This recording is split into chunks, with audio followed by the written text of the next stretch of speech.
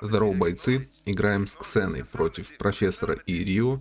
В данной катке мы андердоги, поскольку команда у нас оппонентов более опытная и сыгранная.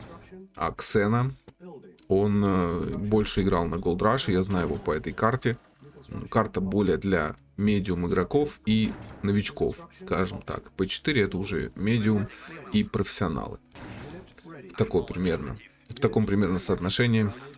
И там играют 3 на 3, здесь 2 на 2, более требовательная игра, скажем так, к вашим навыкам, скиллу и вообще пониманию игры. Видимо, он решил сделать такой ход, то есть увеличить свой, во-первых, поднять свой скилл, да, уже уровень игры, поднять ставки. Ему надоело, видимо, играть в сборных солянках таких, когда непонятно какая команда, непонятные имена. Здесь все понятно, здесь все хорошие игроки. И пенять как бы не на кого. Нужно самому тащить и показывать свой уровень. Так, в данном случае я верю в него, поскольку я с ним играл на Gold Rush тоже на какое-то время. И знаю, на что он способен. Он хороший строитель.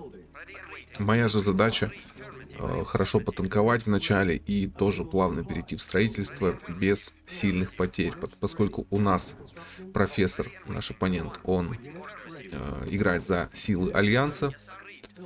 То есть у него ранние танки, очень быстрые, может зарашить. И Рио играет за Советов. Мы оба играем за Советов. Ксена и я играем за Советов. Это что значит? Что Рио, кстати, очень хороший строитель. Очень хорошо производит технику. То есть у него очень много вешек всегда. То есть надежный напарник для профессора, который будет в начале сейчас нас сильно, скорее всего, душить прямо танками. Но я, в принципе, к этому готов. Я специально только что сделал фишку с инженерами, то есть чтобы засейвить свой MCV и иметь возможность строить не депо, а именно третий военный завод. Чтобы у меня было достаточно много танков. К сожалению, пехоту мою давят. Ну, тут я сильно на нее не рассчитывал, если честно.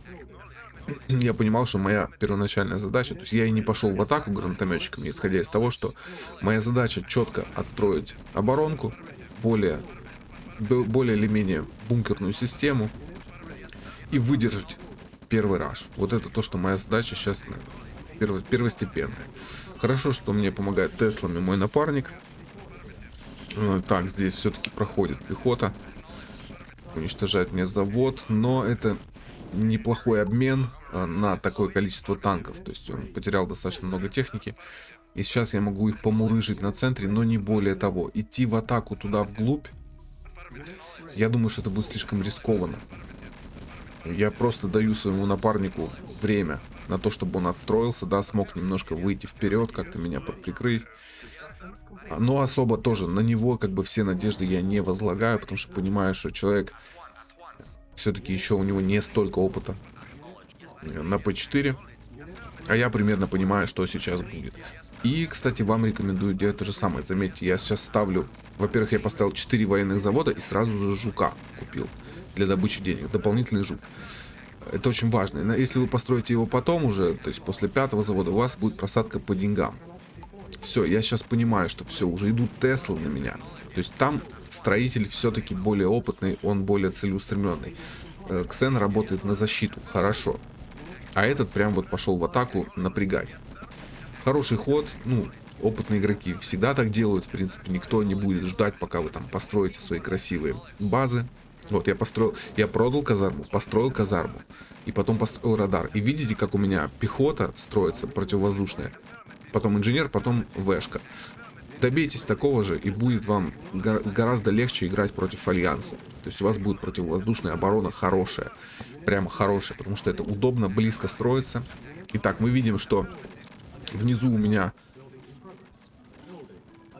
есть вешки, да, то есть я их наращиваю, 5 военных заводов есть, и моя сейчас, почему я не строю депо? Потому что, во-первых, моя база защищена, во-вторых, мне нужны вешки срочно, чтобы Теслы внизу не могли пройти. Видите, вот они пытаются, да, то есть, но их уничтожают, мои вешки. И вот только сейчас я уже могу... Хотелось бы, конечно, сейчас построить еще одну казарму и выводить противовоздушную технику, противовоздушную пехоту. Но я вижу, да, что красный пошел в атаку, да, он дает мне возможность. То есть я ему давал в свое время, чтобы он развился, да, то есть немножко мурыжил их. А сейчас он занимается тем же самым, и у меня есть время. То есть вот она работа команды, да. То есть мы друг другу даем вот эти моменты, но главное слишком долго не затягивать. Чтобы развиться. То есть моя сейчас задача развиться, вывести 10 MCV, желательно хотя бы постепенно. Хотя бы постепенно. И построить противовоздушку и готовиться к встрече хроносферы. Хроносфера будет внутрь нашей базы, то есть любую позицию. Мы ее, скорее всего, не успеем застроить. Поэтому просто нужно быть готовым к ее встрече. Сейчас я покажу, что нужно для этого делать.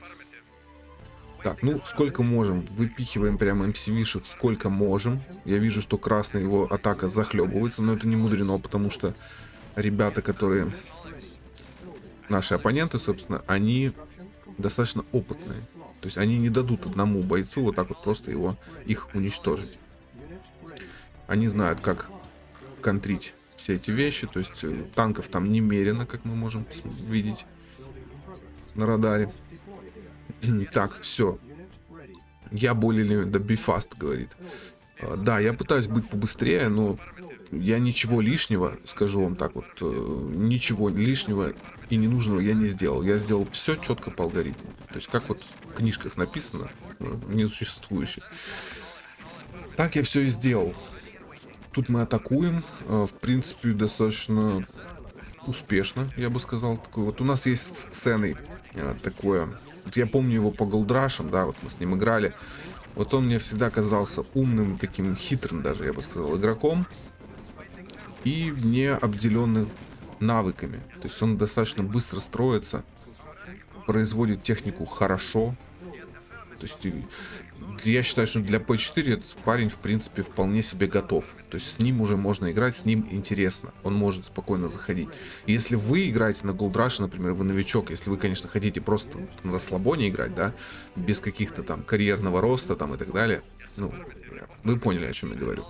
Не хотите идти дальше, то, в принципе, можно играть на Gold Rush. Но он решил, что на Gold Rush ему уже тесно, скучно. И он пришел на P4. Абсолютно правильный выбор. То есть, если хочет повысить интерес к игре, собственно, да, там каких-то интересных... Во-первых, он находит здесь хороших оппонентов, но еще немаловажно, что он находит здесь хороших напарников. То есть, здесь уже играют профессионалы очень часто. Ну, либо медиумы, такие крепкие медиумы. То есть, они вот играют на P4. И играть намного приятнее, когда у тебя в напарниках хороший игрок. Действуете вы слаженно, даже не договариваясь. То есть мы с ним не на связи. А представьте, что если бы мы были на связи и говорили на одном языке. Вот это было бы вообще пушка. Так, что мы видим? Летает авиация, летает по моим MCV-шкам. В принципе, выбор неплохой, да. Гасить желательно, поскольку я все-таки в данной игре считаю, что я должен тащить, да, эту миссию. То есть, поскольку если уж Ксена новичок, то моя задача ему помочь максимально. Во-первых, раскрыть свой потенциал, прикрывать его во всем, помогать в атаках, то есть во всем. И брать ответственность на то, что как бы закончить эту игру должен я. Если он сможет, это будет супер. Но думать нужно насчет того, что как мне поступить, чтобы мы выиграли все-таки. Поскольку я чувствую, что он очень хороший в оборонке, я могу ему это дело доверить совершенно спокойно. По крайней мере, не на долгий срок, то есть он выдержит спокойненько. Пока я могу предпринять что-нибудь хитренькое тоже со своей стороны. Но сейчас посмотрим. Пройти вот так вот в лоб против Рио, против вот этого всего, это просто долго. В данном случае, поскольку у оппонента есть авиация Альянса, она достаточно мощная, быстрая и трудно сбиваемая, то время играет, и плюс еще хроносфера, то время играет не в нашу пользу. То есть, чем дольше я буду ковыряться у них там, вот пытаться пройти в тупую, да, в лоб, тем больше шансов того, что убьют Ксену авиации, и на этом все. И хроносфернутся, и начнется хаос и разруха на нашей базе. Чего бы не хотелось допускать. Абсолютно, совершенно точно. Так, видим, что, ну, в принципе, валит, да, валит он по МСВишкам, но Ксена отстраивается. Это добрый знак. Это значит, что не все у нас потеряно далеко. Не все. Вот, мы видим, да, что вэшек немерено. Нам нужно либо идти наверх куда-то, но и я понимаю, что сейчас будет хроносфера. Скорее всего. То есть нам нужно, ну, не скорее всего, а 100%. Вот, но мы заблаговременно построили много, а именно 8 казарм нужно для того, чтобы танки строились на максималках.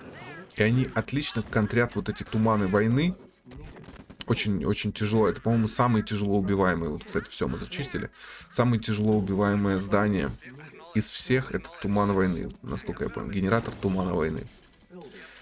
Так, как мы вернулись, да, опять на фронт, смотрим, что здесь. Здесь ситуация ничуть не изменилась, да, совершенно. Без супероружия туда соваться просто бессмысленно. Работает дальше авиация. Мы делаем упор на противовоздушку обязательно. Хоть чуть-чуть зениточек поставим. Но зенитки — это дело такое, это слишком долго. Нам нужно больше противовоздушной противовоздушной пехоты. Так, что нам придумать? Что нам такого придумать гениального и простого, чтобы реализовать? Good fight, профессор. That guys not so easy. Да, Арина пишет, что мы не так просты, как может показаться с первого взгляда. Не, ну про меня-то они знают, но Ксену они как бы пока что еще не признали как типа супер крутого игрока. А я очень люблю, когда приходят новые бойцы, то есть из других карт, да, то есть на которых они просидели долгое время, приходят и начинают дальше развиваться, то есть покорять новые вершины, проверять себя на прочность. И я очень радуюсь, когда у них это получается. Не без моей помощи. Поскольку я верил, вот я прям верил всем сердцем, что Ксена затащит. Ну прям. Хотя, ну, противники грозные, знаете, вот когда появляемся мы на карте, рандом раскидывает нас по командам. Это полностью рандомная была катка, по-моему, насколько я помню. Мы не договаривались, что это будет битва прям таким составом.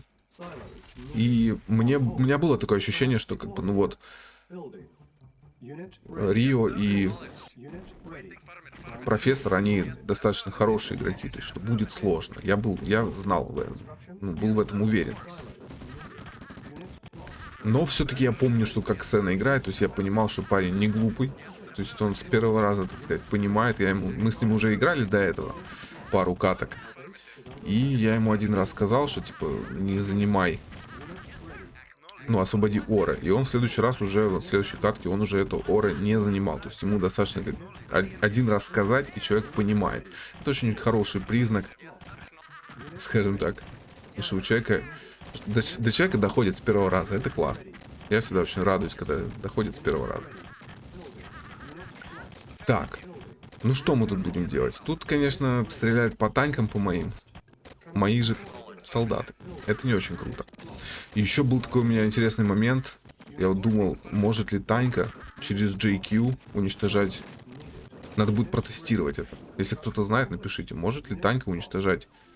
А вот, кстати, кидаю бомбу просто для того, чтобы на авось, типа, попаду по его техническому центру или нет. Если попаду по техническому центру и уничтожу его, то ядерка он уничтожается с одного раза, то у него погаснет вся его раскрытая территория, то есть карта покроется туманом войны. Обратно. Вот, ну и вся предыдущая разведка как бы сойдет на нет. И он не сможет атаковать. Но вероятность того, что я попал бы, это где-то 1 из 100, наверное. Ну, как бы тут некуда было особо кидать. Тут я понимаю, что нужно просто вэшек настроить как можно больше. И они в автоматическом режиме должны зачистить эти пушки. Потому что поодиночке их вот так вот выстреливать, это слишком долго. Конечно, мы помогаем пехотой, помогаем всем на свете, но не забываем в это время строить очень много вэшек. Так, готово. Это хороший знак, хороший знак. Вторая хроносфера отбита. Это значит, что деморализирован наш противник 100%, потому что две хроносферы отбить, это, конечно, дорогого стоит. Так, ну что, нужно принимать какие-то меры кардинальные, чтобы, видите, как бы очень плотная у них оборона, их там пробить, и плюс еще опытный Рио, опытный строитель. Я считаю, что нужно вот именно таким хитрым способом как-то облетать и залетать с тылу. Иначе мы будем бодаться здесь 2 часа. Есть местечко подходящее для этого. Нужно попробовать реализовать данный мув. И мы это сделать попробуем через верх. Не достанет Тесла? Я думаю, что нет. Так, Теслы строятся не на максималках, это плохо. Но это решаемо. У меня тут есть уже заготовочки где-то. Должны быть. Ладно, давайте уже залетим, а там посмотрим.